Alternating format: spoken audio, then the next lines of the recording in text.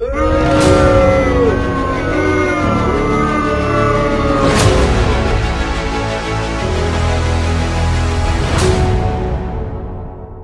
ये चित्रगुप्त कहाँ है? प्रणाम प्रभु जी। यह राजू छिलके की आत्मा है। कन्या है?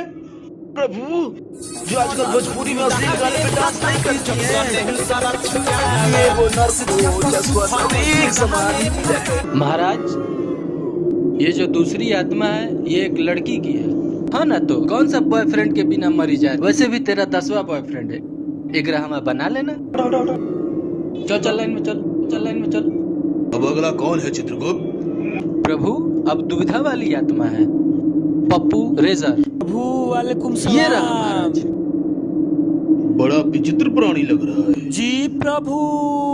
चल लाइन में चल। हाँ, तो अगला कौन है? अरे तो घूमी है, नई नई बुलेट आया, नई नई गाड़ी आई है, ऐसा घूम रहा है ये मोटा वाला। जी महाराज, अगला है VIP पागल। मुझे मारने वाले जीव का नाम है HIV। कहिए, किस उद्देश्य से आना हुआ? बेचारे, तुम किस लिए आए हो नरक पुत्र? नरक के महाराज ने ये संदेशा भेजा है। राज प्रणाम। त्रिलोकीनाथ की यही इच्छा है।